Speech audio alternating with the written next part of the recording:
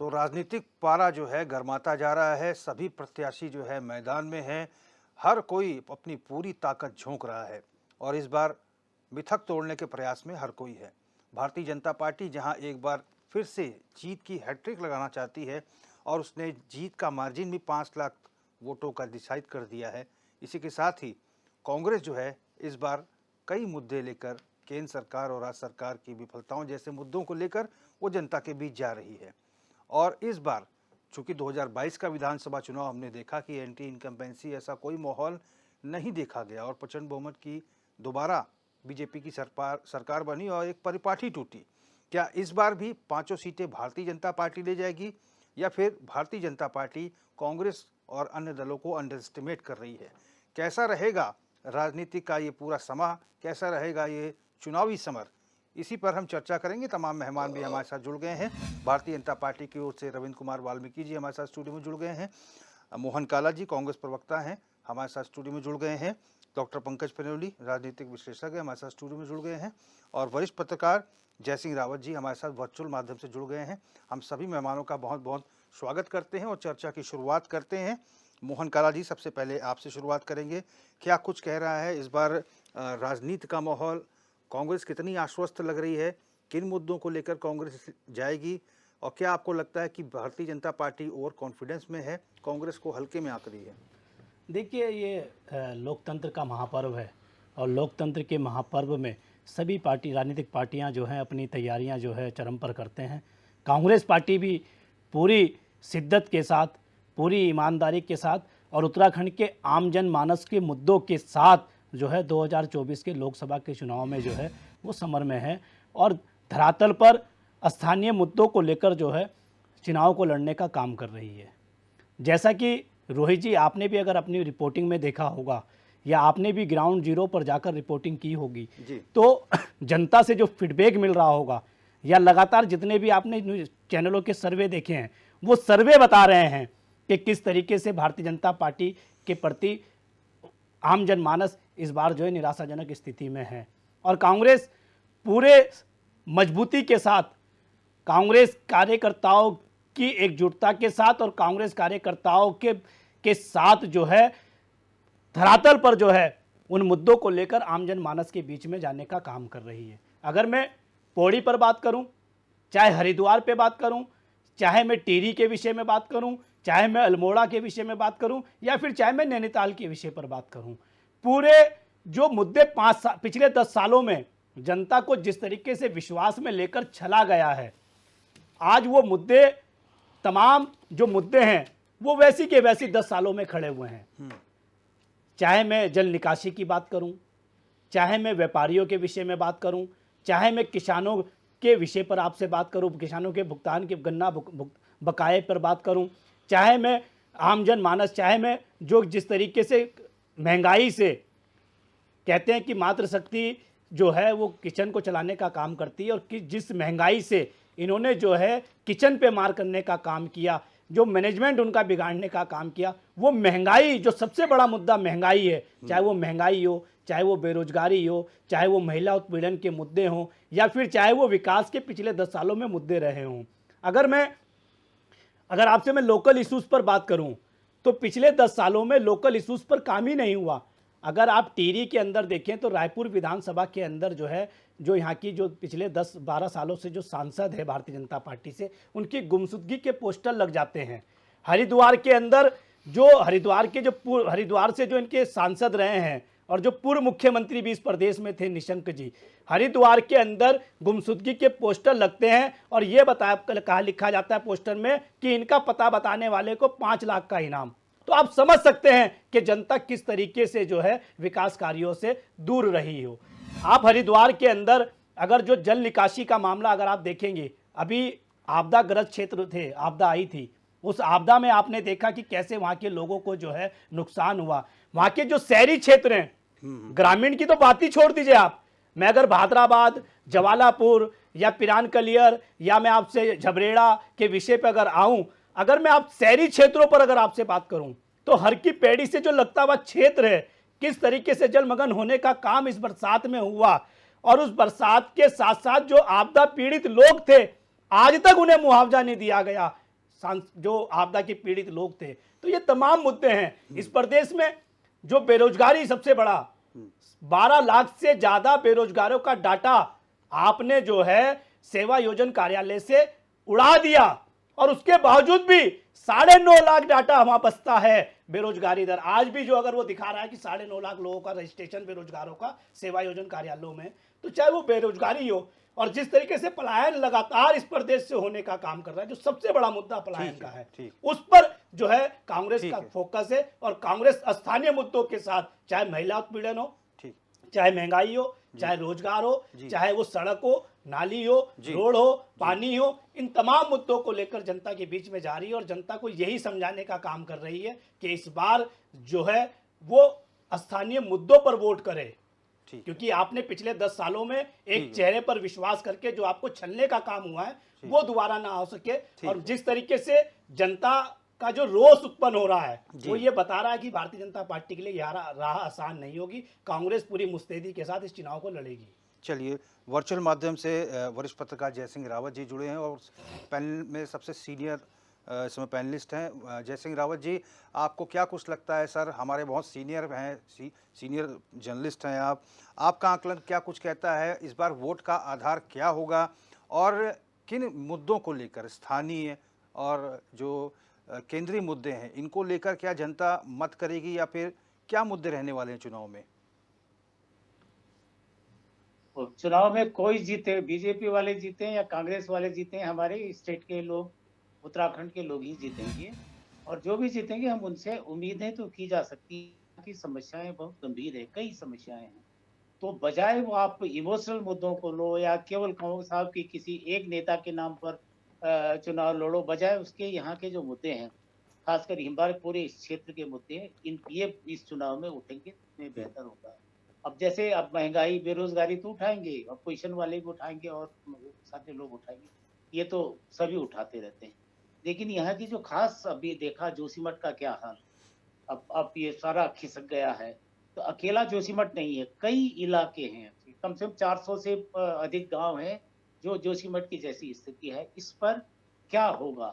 दूसरा, climate change की वजह से आप समझते 2013 में कितनी बड़ी आपदा आई थी जी, अकल्पनीय थी।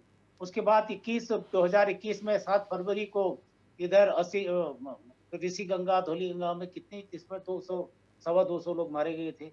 ऐसी आपदाएं आएंगी, क्या राजनीतिक दलों के एजेंडे में या उनके घोषणा पत्र में या उनके मुद्दों में ये मुद्दा शामिल होगा? ये स्थिति है। दूसरा ये था, ग्रीन बोनस की बात आ रही है। हमारा स्टेट जो है, आप जानते हैं, नॉर्थ ईस्ट को स्पेशल स्टेटस की वजह से उनका बजट ही अलग होता है, वहाँ का मंत्रालय ही अलग होता है, और जो बजट डाइवर्ट होता है वो एनईसी की तरफ से डाइवर्ट होता है जी। क्या हमारे लिए केवल उत्तराखंड और हिमाचल छूट जाते हैं?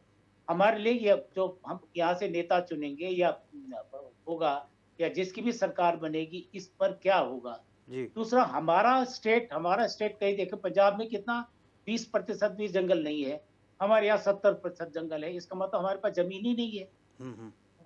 पंजाब में, हरियाणा में जो प्रोस्पेरस स्टेट है, तो हमारे लिए जब जंगल खा गए, यहाँ आप सड़क नहीं बन पाते हैं, कई बार स्कूलों में, अस्पतालों के लिए जगह नहीं मिल पाती है, फॉरेस्ट एक्ट आ जाता है। उसके लिए ग्रीन बोनस के लिए क्या ये मांग करेंगे, ये वाली भी सोचने वाली बात है। दूसरी बात, लोकल इश्यूज हैं, क्योंकि पार्लियामेंट का चुनाव है। अब माना अंकिता भंडारी हत्याकांड हुआ है, निश्चित रूप से वो शर्मनाक, बहुत ही गंभीर है, लेकिन हम भारत सरकार से इसके, ये तो उत्तराखंड सरकार से ही जो शिकायत है, शिकवे हैं, इन्हीं से होंगे। लेकिन जो राष्ट्रीय, अब जैसे जीएसटी का मामला आया जी, पहले बोला जब शुरू में हुआ था तो उस समय आज की रूलिंग पार्टी अपोजिशन में थी, तो तारीफ करे बहुत, तो ये तो ऐतिहासिक हो गया, गुण गाते रह गए वो, क्योंकि ट्रिस्ट विद द डेस्टिनी, जो जवाहरलाल नेहरू को जैसा भाषण था वैसे ही हुआ था, उन्होंने, अरे बात तो हो गया।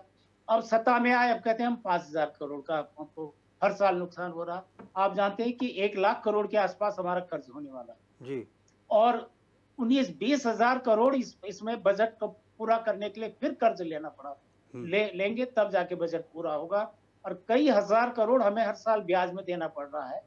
इसके लिए हमको क्या भारत सरकार का ग्रीन बोनस का क्या करेंगे, दूसरा जीएसटी में जो हम छूट गए थे पिछले साल जून में 2022 में शायद, उसके बाद नहीं है। कहाँ चले गए आप डबल इंजन वाले? 5,000 करोड़ की राशि कम होती है क्या? उसके बारे में क्या क्या होगा? क्या जवाब देंगे? क्या बोलेंगे? चाहे बीजेपी वाले हों या कांग्रेस वाले होंगे, अगर आपकी सरकार बन जाएगी तो जीएसटी क्या करेंगे? जो उत्तराखंड को क्या इंडस्ट्री लगेगी? आप जानते हैं इंडस्ट्री यहाँ लगेगी, माना ये मोबाइल फोन है, हम यहाँ उत्तराखंड में बन रहा है लेकिन बिक रहा है ये गोवा में, तो जी। फायदा किसको होगा? गोवा वाले को होगा। जीएसटी में तो वही है, जहाँ कंजम्पशन है वहां वाले को उसका शेयर मिलता है। वो स्थितियां हैं, तो आप क्या करेंगे?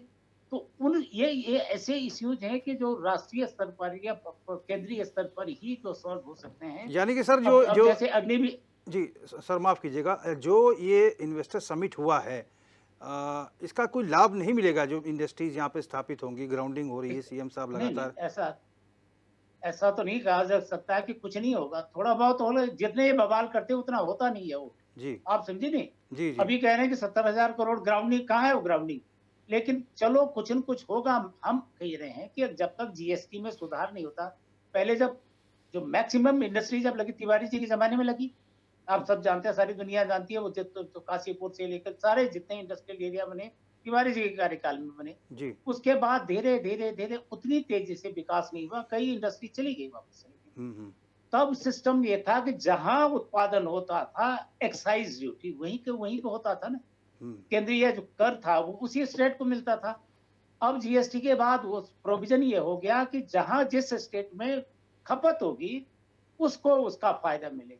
माना हमने बहुत बड़ी इंडस्ट्री बहुत बड़े यहाँ पर उद्योग लगा दिया, तो थोड़ा बहुत रोज़गार तो मिल सकता है, लेकिन वो टैक्स तो नहीं मिलेगा हमको। अब एक और नई बात आ रही है, शिफ्टिंग ऑफ ओएनजीसी हेडक्वार्टर। हमारा जो कम से कम कुछ साल पहले हम देखते थे, लगभग 500 करोड़ के आसपास उत्तराखंड का शेयर था इनकम टैक्स में, जो ओएनजीसी से जाता था, भारत सरकार का इनकम टैक्स जाता था, लगभग 500 करोड़ सालाना ठीक है, उसका शेयर उत्तराखंड को आता था। ठीक है सर, 42% आता नहीं उसका आता है। ठीक है अब सर, वो भी आप शिफ्ट कर रहे हैं। ठीक है। इन 3 चीजों पर कोई मुद्दा नहीं है। जमीन के कानून खैर राज्य सरकार का है, और चीज है, अब कभी आप लैंड जिहाद के नाम पर उसको भटका देंगे। जी अरे किसने यूसीसी मांगा? आपसे मांगा किसी ने? तो आपको कह रहे भूमि का कानून तो आप लो साहब, यूसीसी लो तुम। हम चाय की मांग कर रहे हैं, वो कह रहे हैं नहीं तुम तो साहब आप शरबत पियो। ये कोई बात हुई? जरूरत क्या है? फेल्ट नीड होती है ना, का ठीक एक सर। सिद्धांत होता है। ठीक है सर, फेल्ट बीजेपी के नीड। प्रवक्ता भी हैं, मैं इनसे जवाब ले लेता हूँ सर। रविंद्र कुमार वाल्मीकि जी, बहुत ही ज्वलंत प्रश्न उठाए हैं रावत सर ने, और बहुत सारे मसले, चाहे मूल निवास हो, भू कानून हो, मांग इसकी हो रही है, जैसा कि रावत सर ने कहा कि शरबत की मांग हो रही है, चाय पिलाया जा रहा है। यूसीसी का क्या औचित्य था? पहले जो क्षेत्रीय मांग थी उसको पूरा करना चाहिए था। बहुत सारे अन्य मुद्दे भी उठाए, मैन्युफैक्चरिंग का मुद्दा हो, या फिर यहाँ से माल जो है मैन्युफैक्चर होकर जाएगा तो लाभ उत्तराखंड को उतना नहीं मिल पाएगा। ये सारे तमाम मुद्दे जो हैं, ये पढ़ा लिखा वर्ग जो है ये समझ रहा है। देखिए, जय सिंह रावत जी एक वरिष्ठ पत्रकार हैं, मैं इनकी बहुत सम्मान करता हूँ, लेकिन बहुत सारी चीज़ें ये छुपा गए, बताने में गुरेज कर गए। मैं 2-3 चीज़ों पे इन्हें पहलू पे दर्शन कराता हूँ। पहली बात तो ये जय सिंह जी ने कहा कि यहाँ पे नरेंद्र तिवारी जी के कार्यकाल में उद्योग धंधे आए। बिल्कुल सही बात है, बिल्कुल फैक्ट है, लेकिन कब तक आए? जब तक दिल्ली में अटल जी के नेतृत्व में सरकार थी विशेष पैकेज की। आप बताइए 2004 के बाद क्यों वापसी होने लगे? ये एक प्रश्न है, क्योंकि विशेष पैकेज का हिस्सा ले लिया, वो जो इंडस्ट्री यहाँ से आई थी वो उठ के बद्दी चली गई हमारे पड़ोस में हिमाचल में। दूसरी बात, इन्होंने बड़ी सफाई से कह दिया कि मान लीजिए मोबाइल यहाँ बनता है और इसका फायदा गोवा में होगा। मुझे एक बात बताइए, आपके प्रदेश का युवा रोजगार जिसे मिलेगा, यहाँ का युवाओं को टेक्निकली उसे टेक्निक से भरपूर होगा, स्किल के रूप में आएगा, क्या वो आप उसे कम समझते हैं? या टैक्सेस बिल्कुल ही नहीं मिलने के? ये मुझे समझ में नहीं आया जय सिंह जी ने कैसे कह दिया। जो भी जिस इंडस्ट्री का जहां पे सेटअप होता है उसकी जो भी प्रोडक्शन किसी और अन्य राज्य में जाती है, जीएसटी और सीएसटी होता है, 2 तरीके के कर होते हैं, तो उसका भी लाभ कुछ ना कुछ मिलता है। मैं ये कहूं कि मैं बहुत ज्यादा अर्थशास्त्री हूं, बहुत ज्यादा क्लियर बता सकता हूं, तो ये इतना नहीं है कि ऐसा ही कि बिल्कुल मिलेगा ही नहीं जी, यहाँ इंडस्ट्री लगाना बेकार है, कुछ नहीं होने का। दूसरी बात, इन्होंने कहा कि कर्जा लगातार बढ़ रहा है। बिल्कुल बढ़ रहा है, यहाँ कर्जा बढ़ रहा है। अगर बढ़ रहा है तो यहाँ की मूलभूत उन चीजों के लिए बढ़ रहा है जिनसे हमें आने वाले समय में रिटर्न आने वाला है। हमारे उद्योग बढ़ रहे हैं, हमारा इंफ्रास्ट्रक्चर बढ़ रहा है, जिससे हमारे को और लाभ मिलेगा। ये इस कारण नहीं हो रहा कि जी पैसा ले लिया, सड़कें बना दी, बाढ़ आई बह गई, ऐसा नहीं है। ये सारा का सारा इंफ्रास्ट्रक्चर पर काम आ रहा है। दूसरी बात, एक इन्होंने बड़ी अच्छी बात कही कि जीएसटी का पैसा, मैं आपको याद दे दूं, एग्जैक्ट फिगर मेरे याद नहीं है, जीएसटी का पैसा हमारे को नहीं आ रहा था, लेकिन इसके साथ साथ हमारे ऊपर कुछ एक कर्जे थे जो लास्ट टाइम सरकार ने कहा कि आप ऐसा करिए, जीएसटी का हमें ना दीजिए, हमारा तो ये वाला कर्जा जो है इसको एडजस्ट कर लीजिए, अगर आपको याद होगा। तो वो हमारा एक पॉइंट खड़ा हुआ है, वो हमारा कर्जा ज्यादा था, जीएसटी का हमारी जो इस स्टेट के अनुसार आना चाहिए था वो कम था। तो उसको लेके एक आपस में सेंट्रल गवर्नमेंट के साथ जो ये डिसाइड करते हैं सारी चीजें, उनके साथ एक इशू बना हुआ था। तो ये कह देना कि जी बिल्कुल इस स्टेट के लिए कोई काम नहीं होगा, स्टेट के लिए कुछ नहीं होगा। आप बताइए कि इस प्रदेश के अंदर आज जिस प्रकार से प्रत्येक व्यक्ति को आयुष्मान कार्ड मिला हुआ है, उसको फ्री इलाज 5 लाख रुपए का मिल रहा है, कितना बड़ा लाभ है। एक परिवार से जाके पूछिए, किसी भी जिसको बेचारे को घर में जिसके कोई ऐसा पेशेंट हो जाता है जो 2.5-2 लाख रुपए का इलाज कराना संभव नहीं होता, उसको फ्री इलाज मिलता है। उसके मन से जाके पूछिए कितनी ईमानदारी से वो दुआएं देता है। आज जिस प्रकार से इस प्रदेश के अंदर हर घर नल योजना के तहत बहुत सारे क्षेत्रों में ऐसी जगहों पे पानी के कनेक्शन, साफ पानी के कनेक्शन पहुंचे हैं, जहां पहले पानी लाने के लिए दूर दूर तक पहाड़ों के स्रोतों से निकाल के लेना पड़ता था। मैं ये कहूं कि सभी जगह पहुंच गया, ये भी नहीं कहता, लेकिन हाँ ये हुआ है कि आज 7 लाख से ऊपर हर घर नल कनेक्शन के तहत, अमृत योजना के तहत घरों में पानी के नल के पहुंचे। बहुत सारे लोगों को मकान मिले। आप बता रहे थे कि जी यूसीसी किसने मांगा, अरे आप कैसी बात कर रहे हैं सर। आज हजारों सैकड़ों एकड़ भूमि जो वन की हो, नगर निगम की हो, सरकारी हो, कब्जे में थी, जो लंबे समय से कब्जे में थी, अगर उसे माननीय मुख्यमंत्री के नेतृत्व में छुड़ा लिया गया है, वो जमीन जो है, वो भूभाग जो है हमारे प्रदेश के लोगों के लिए काम आएगा। आप बता रहे हैं कि जी ये लागू ही नहीं करना चाहिए था। आप देखिए ना, आप ठीक है, आप पक्ष रख रहे हैं, अच्छी बात है जय सिंह जी। मैं आपके किसी भी प्रश्न पे सवाल नहीं खड़ा करूं। में ये भूमि वाला मसला है नहीं, मैं उनके अलग से बयान में कह रहा हूं कि जब उन्होंने कहा जी ये जो है भूमि के लिए करना शुरू कर देते हैं, खाली कराने, उन्होंने भू कानून में मूल निवास, मैं वही भू कानून के लिए बता रहा हूं ना सर। आप बताइए ना, अगर हजारों एकड़ भूमि खाली कराई है आज उन लोगों से जो लंबे समय से सरकारी जमीनों पे कब्जा करे बैठे थे, क्या ये गलत है? उनसे खाली नहीं कराना चाहिए। और दूसरी बात, यूसीसी लाना है, आप मुझे बताइए ना, कहां किसने कहा है कि उसे जरूरी नहीं है? क्या इस प्रदेश में रहने वाली महिलाओं को समान रूप से जो है अधिकार मिले? क्या ऐसा नहीं होना चाहिए? क्या महिलाओं को अधिकार नहीं मिलना चाहिए? ठीक है, अगर आपकी सोच है तो आप मानिए, लेकिन प्रदेश का नेतृत्व करने वाली सरकार का, संविधान का शपथ लेने वाली सरकार ये किसी भी रूप में नहीं चाह सकती कि सभी की मूलभूत सुविधाएं, जैसे हवा, सांस, ऑक्सीजन सबके लिए बराबर है, वैसी कानून की प्रत्येक लाइन सबके लिए बराबर होनी चाहिए। बेरोजगारी, पलायन जैसे मुद्दे भी मैं बता, बिल्कुल इस पे कोई ठोस कानून बनता अगर नहीं, बिल्कुल मैं आपको बता रहा हूं। देखिए, आप अगर आंकड़ा उठा के देखेंगे पिछले कुछ समय का, तो पलायन पे मैं कहूं कि बिल्कुल रोक लग गई है, ऐसा नहीं है। लेकिन पलायन आयोग की रिपोर्ट है, पलायन आयोग की 2023 की रिपोर्ट है, जिसमें यह कहा गया है कि हाँ, कि पलायन में कमी आई है। और दूसरी बात, एक और बड़ी बात है, पलायन अगर हो रहा है, पहले क्या होता था, पलायन यहां से होता था, इस प्रदेश से ही बाहर हो जाता था। आज अगर पलायन हो भी रहा है तो इस प्रदेश के जो विकसित जिले हैं, जहां पे कारोबार है, वहां पे आ रहा है। तो मैं ये कहूं कि बिल्कुल नहीं हो रहा, लेकिन हाँ, कहीं ना कहीं रोक लगी है। और आगे आने वाले समय से देखिए, ये इंफ्रास्ट्रक्चर की जैसे जैसे बयार आगे चलेगी, इसमें कहीं ना कहीं कमी आती जाएगी। पंकज प्रणोय जी, क्या कुछ लग रहा है, आप राजनीतिक विश्लेषक है, आपका आकलन क्या कुछ लग रहा है? और जितने भी भारतीय जनता पार्टी के प्रत्याशियों से हम मुलाकात करते हैं, उनका सिर्फ एक ही बयान रहता है कि साहब कमल का बटन दबाइए, मोदी जी को दोबारा प्रधानमंत्री बनाइए। क्या तिवारा प्रधानमंत्री बनाने के लिए जनता बीजेपी को आशीर्वाद देगी? यहाँ के फिर हक हकूक जंगल जमीन के मुद्दे भी इस बार इलेक्शन में रहने वाले हैं, या फिर एक तरफा मतदान होगा? देखिए ये रोहित भाई राष्ट्रीय इलेक्शन है, इसमें सेंटर के मुद्दे ज़्यादा हावी रहेंगे और सेंटर के मुद्दों पे जो 2-3 चीज़ें मोटा मोटी हैं वो है एक चेहरा, संसाधन और कार्यकर्ता। ये 3 जो चीज़ें हैं, इन 3 चीज़ों में तो बीजेपी का कोई हाथ नहीं पकड़ सकता। अब बात रही ग्राउंड की, तो ग्राउंड में ये है कि हरिद्वार लोकसभा को अगर हम देखें तो उसमें 15 सीटें हैं लोकल असेंबली की। तो लोकल असेंबली की 15 सीटों में से जो है 5 कांग्रेस पे हैं, 6 बीजेपी पे हैं, एक बसपा है, एक इंडिपेंडेंट है और एक जो है वैकेंट है।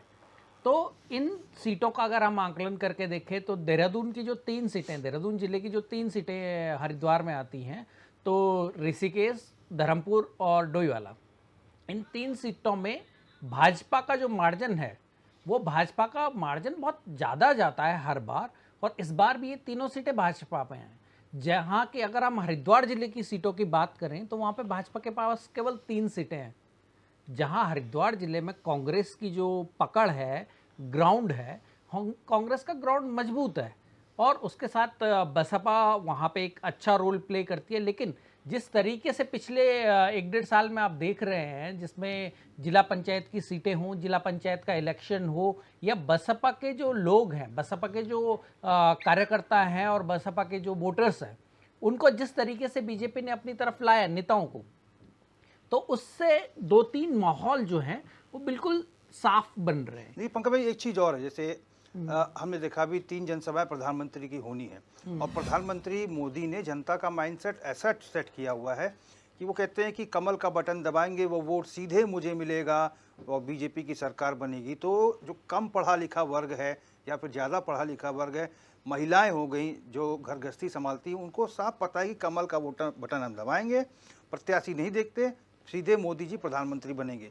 ये परसेप्शन जो है बीजेपी ने डेवलप कर दिया है और यही काम कर रहा है पिछले चुनावों में लगातार। ये केवल एमपी के इलेक्शन में नहीं, अगर आप पार्षद के चुनाव में भी जाएंगे ना, तो पार्षद के चुनाव में भी यही बात होती है कि मोदी जी की पार्टी है, मोदी जी को वोट जाएगा, भाजपा को मजबूत करोगे, डबल इंजन, ट्रिपल इंजन, ये सारी जो चीज़ें हैं, आप भाजपा की लाख बुराई कर सकते हैं, भाजपा के अंदर आप लाख कमियां निकाल सकते हैं, लेकिन जो उनका चुनाव मैनेजमेंट है, जो चुनाव तंत्र है, अभी देखिए ना, उन्होंने निशंक जी का टिकट काट के और त्रिवेंद्र रावत को टिकट दिया। एक बाइट किसी भाजपा के नेता की है, एक बाइट किसी भाजपा के कार्यकर्ता की है, एक बाइट किसी की निकल के आई हो कि निशंक जी का टिकट कट गया और विरोध के रानी को आज 4-5वीं बार टिकट मिल गया टिहरी से, एक विरोध का वो हो। वहीं अगर जब हम कांग्रेस की बात करते हैं तो छोटी सी भी चीज होती है तो जिस तरीके से वो डिफेम करती है कांग्रेस को, जिस तरीके को डेंट करती है कांग्रेस को, कांग्रेस के तो इस बात को लेके बहुत सारी वो हो जाती हैं कि प्रीतम सिंह चुनाव नहीं लड़ रहे, डर गए। ये बात आपने बहुत सही की, क्योंकि हमने देखा कि नामांकन के दौरान त्रिवेंद्र रावत जी के बगल में निशंक खुद बैठे थे, मुस्कुरा रहे थे, और आज तीरथ सिंह रावत जी बगल में बलूनी जी के खड़े होकर रोड शो कर रहे थे। निशंक जी बलूनी जी के उसमें भी गए थे।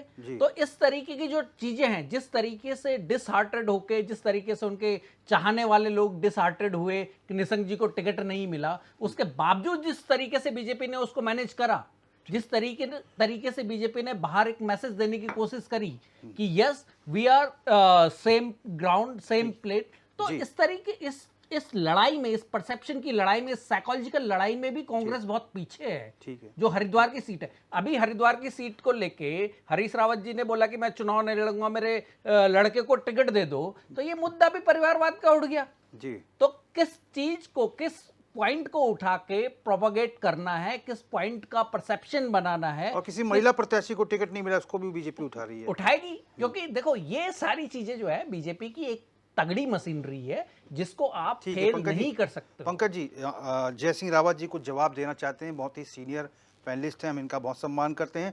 रावत सर, आप जवाब देना चाहते हैं। हमारे प्रोडक्शन कंट्रोल रूम ने कहा है कि जो बात रविंद्र कुमार वाल्मीकि जी ने कही है, आपके सवाल का जवाब दिया है, उससे आप संतुष्ट नहीं हैं, क्या कुछ कहेंगे इस बाबत?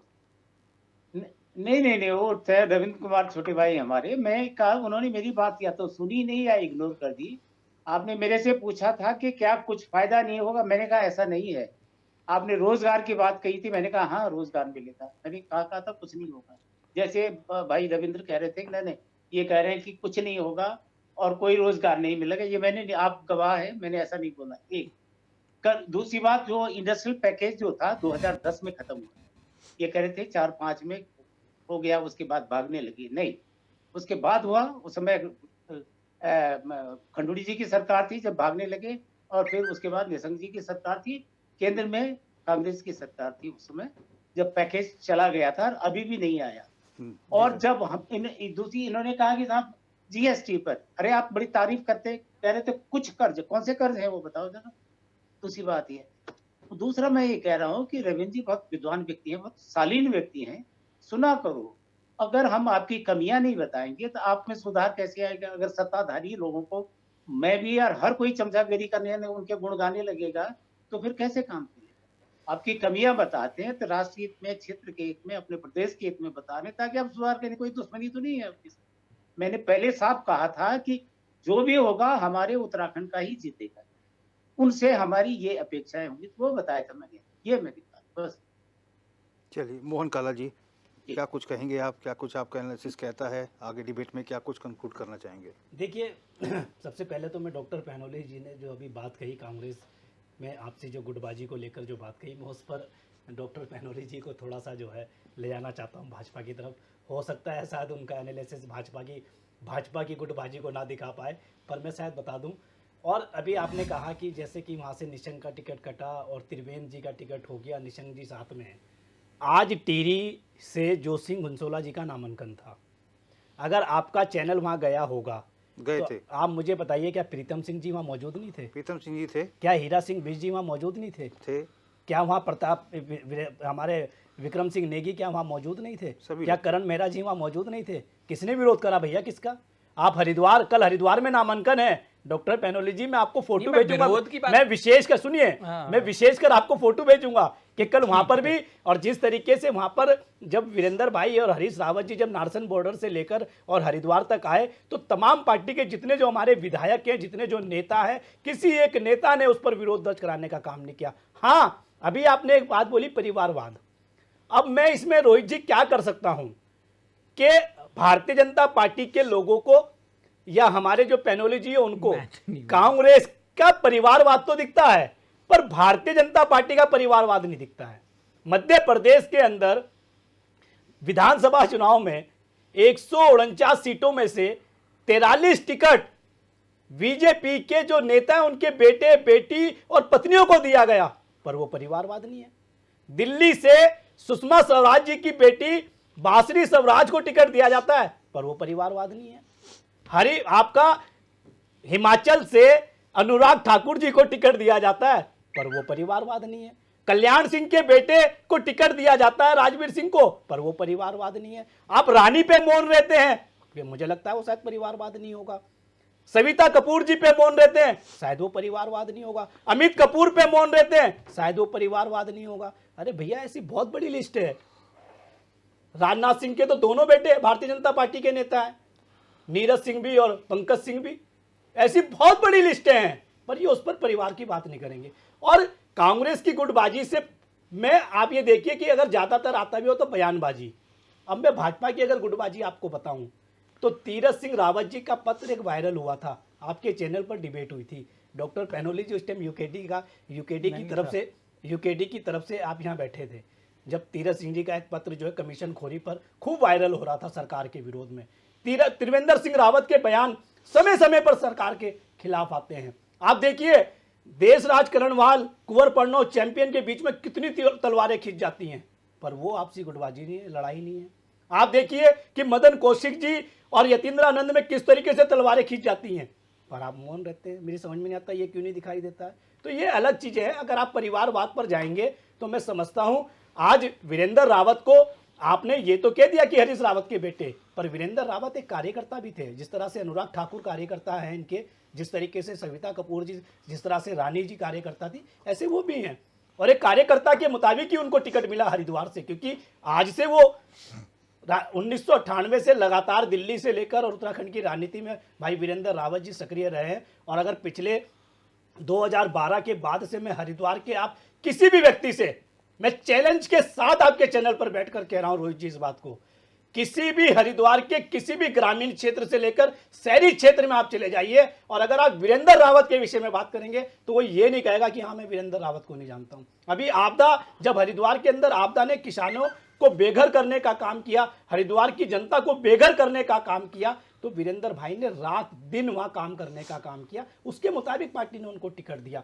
रही बात मुद्दों पर, तो रोहित जी हरिद्वार के अंदर अगर आज आप जो राष्ट्रीय राजमार्ग के परिप्रेक्ष्य में बात करते हैं जिसका श्रेय भारतीय जनता पार्टी खूब लेती है, अगर उसी हरिद्वार के परिप्रेक्ष्य में मैं आपसे बात करूं राष्ट्रीय राजमार्ग के परिप्रेक्ष्य में, तो 2009 में जब आदरणीय हरीश रावत जी सांसद बन चुनकर गए थे और कैबिनेट मंत्री भी थे, तो राष्ट्रीय राजमार्ग परियोजना हरिद्वार से जुड़ने का काम उनके नेतृत्व में हुई।